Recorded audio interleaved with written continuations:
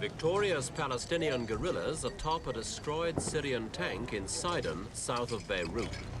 Last week, in the latest round of fighting in Lebanon, the Syrians moved into the country in force to impose a solution of their own and added a dramatic new dimension to the 14-month-old civil war.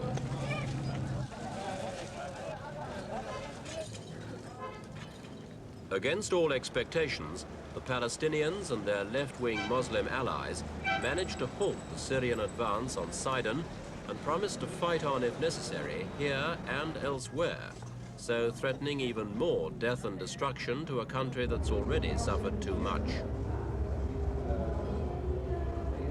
The Syrian intervention brought yet more misery to the battle-weary people of Lebanon, with hundreds more being killed and wounded. There are no accurate casualty figures for the 14-month-old conflict, but it seems certain that at least 27,000 people have been killed, with many more wounded, a total higher than for all the Arab-Israeli wars.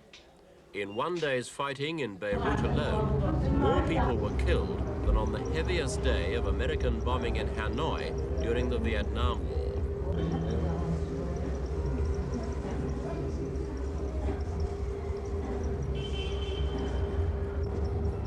Amid the chaos and the death, the country's hospitals have struggled manfully to handle the flood of casualties, but the task has been, quite simply, too big for them to cope with.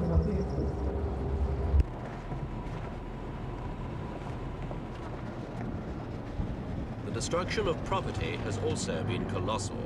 This film comes from Beirut, but it's a similar story all over the country. Most of the fighting, at least until the Syrian advance, was in the towns, as rival groups of militiamen and guerrillas singled out their opponents house by house and street by street. The exchange of fire from rifles, mortars, bazookas, artillery and tanks has reduced Beirut to a pile of burned-out rubble.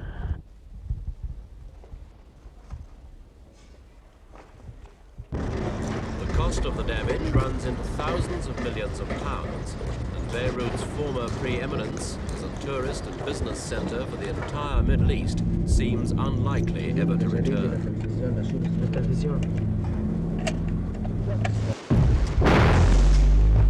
The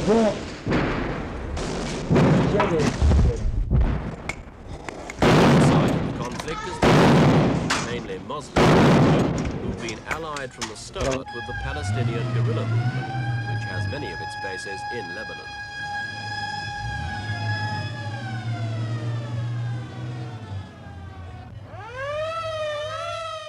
Lebanon's complex constitution apportions political power according to the size of the country's different political and ethnic groups, and under it, the Maronite Christians hold the key posts. But since it was drawn up 30 years ago, the Moslems have become a majority, and the conflict's been partly because of their demand for a restructuring of the whole system to give them the power they feel they now deserve. Opposing the left-wing alliance are these men, the militia of the Maronite Christians. They've fought hard to preserve their and the economic privileges that go with it. They feared, too, that a left-wing, Muslim-dominated government would drag Lebanon more deeply into the Arab-Israeli conflict.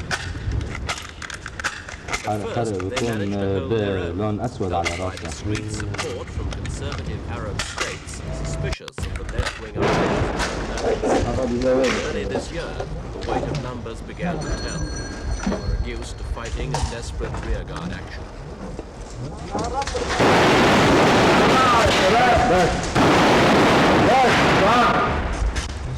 Christian hopes declined rapidly as their forces lost more and more ground. But with their determination strengthened by the intransigence of their allies, the embattled Maronites continued to fight.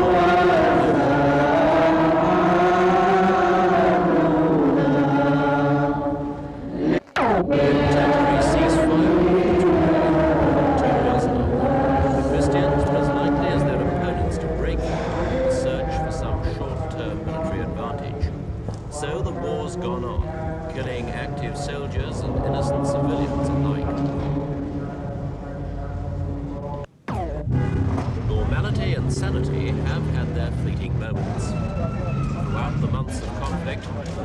press and television have somehow continued to function. But virtually every aspect of Lebanese life has been affected. Schools have closed, banks and shops shut up or destroyed, and power and food supplies have at best been only sporadic.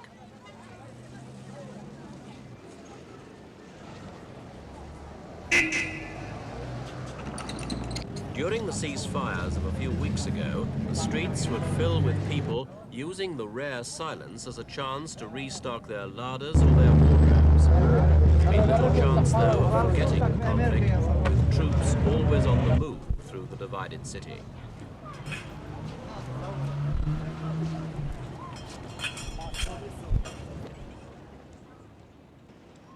On the political front, there seemed to be a chance of progress last month when the Lebanese parliament met to replace the intransigent Christian President Suleiman Frangieh with this man, Elias Sarkis, head of the Bank of Lebanon. Sarkis, of course, was a Christian like Frangieh, but he was believed to be more flexible and got Syrian backing as a potential mediator. But his election was boycotted by Muslim deputies, and that placed a serious strain on the Muslim-Palestinian-Syrian alliance. Within a few days, though, the new president-elect met with most of the country's leaders, including the Muslim Mufti, and for a moment, hopes were raised that some kind of compromise could be reached that would end the bloodshed. The hopes didn't last long. Fighting resumed with a round of political assassinations, amongst them the sister of this man, a powerful Muslim chieftain who was leader of the Muslim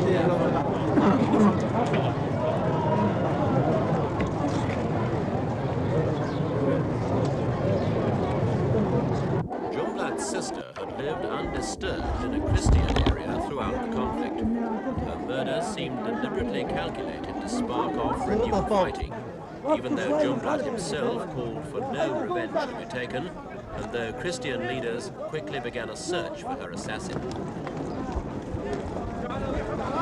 At the end of the day, Jumblat yet again, as the party left, tried remaining Christians.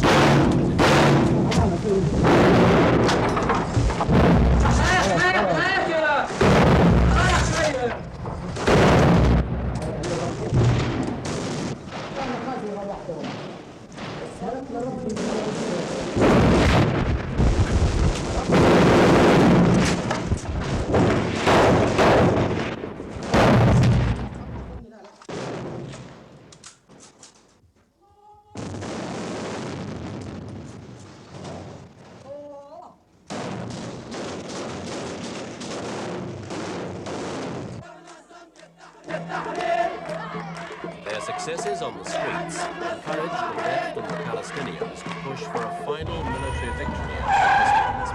And it was the realization of this possibility in Damascus that prompted talk of a Syrian military intervention against the left. Kamal Jumblat, Yasser Arafat, leader of the Palestine Liberation Organization, formalized their alliance into a unified military command.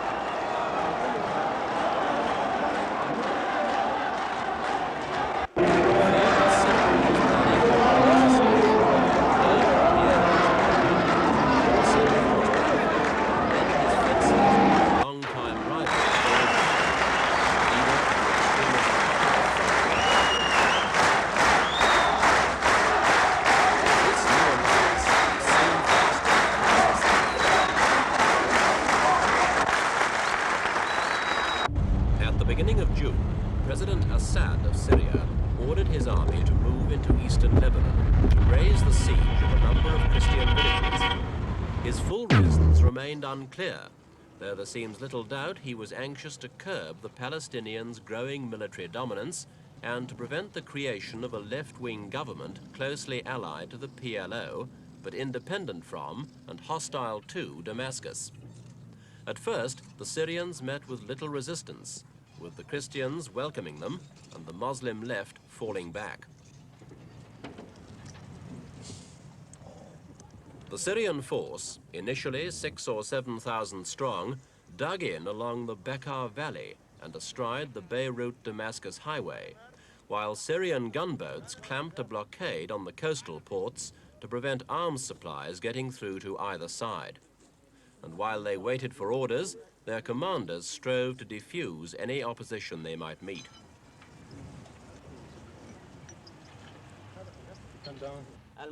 The Syrian soldiers themselves were given a rapid political education. القتل والسلب والنهب والمساهمة مع أشقائكم رجال طلائع الجيش العربي اللبناني إلى الشهرة والمتاجرة بالدماء وتكنيس الثروات وقدسية المهمة التي تقومون بها تتطلب التزامكم بقواعد الشرف التي المهمة القومية والإنسانية لأبنائها ما اعتقدته من أمن وقتال الذي سفكت بسببه دماء الأبرياء. تحتاج لمساعدة، تحتاج لأي خدمة، تحتاج لدكتور موجود عندنا، تحتاج لصحية موجودة عندنا في أي لحظة من اللحظات.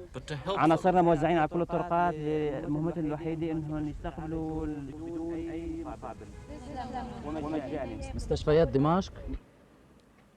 Syria's pacification attempts might have worked along the border, but elsewhere they met with a very mixed reception.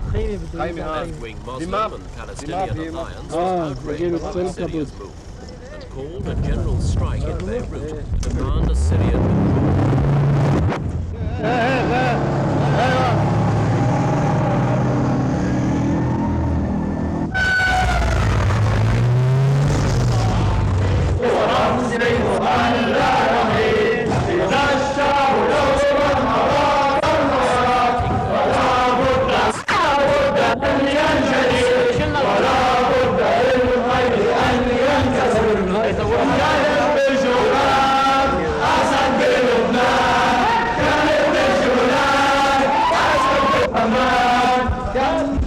shops that hadn't been destroyed in earlier fighting remained closed as their owners obeyed the strike call, and the few civilians on the streets were treated to political speeches explaining the left's opposition to the Syrian move.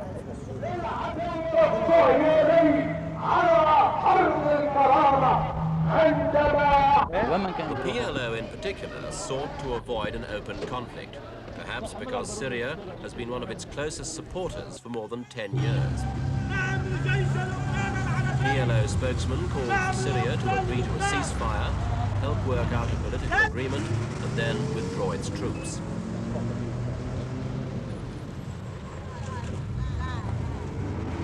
The appeal was ignored, and on June 7th, the Syrians once again rolled forward. The first invasion had given them control of 3 strategic areas. In the center, around Zala, on the Beirut-Damascus road, in the north, and in the south, within reach of Sidon. The new 3-pronged attack aimed to roll up the defenses of Tripoli and Sidon, and sweeping aside left-wing and Palestinian opponents at Sofar, to proceed straight down the highway into Beirut itself. With more than 12,000 troops, armor and air support, they expected little opposition. The Syrians met, though, with more resistance than they had bargained for. In Sidon, the Palestinians and their allies blunted the Syrian armored advance, knocking out several tanks and capturing others. In Sofar, Beirut and Tripoli, it was a similar story, despite Christian support for the Syrian advance. And it looked as though the stage was set for a fight to the finish. Certainly the Palestinians and the Moslems were prepared to fight on.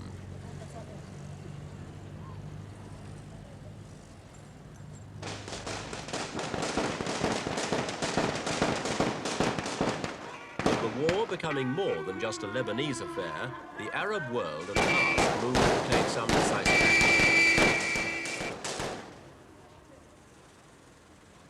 At the request of the PLO, an emergency meeting of Arab foreign ministers was called in Cairo and rapidly agreed on a resolution calling for a ceasefire, a Syrian withdrawal, and the sending of a joint Arab peacekeeping force. Under pressure from its fellow Arab states and unwilling to be accused of smashing the PLO's military power, Syria agreed to the resolution. And the first troops of the peacekeeping force from Algeria, Sudan, and Libya have now arrived.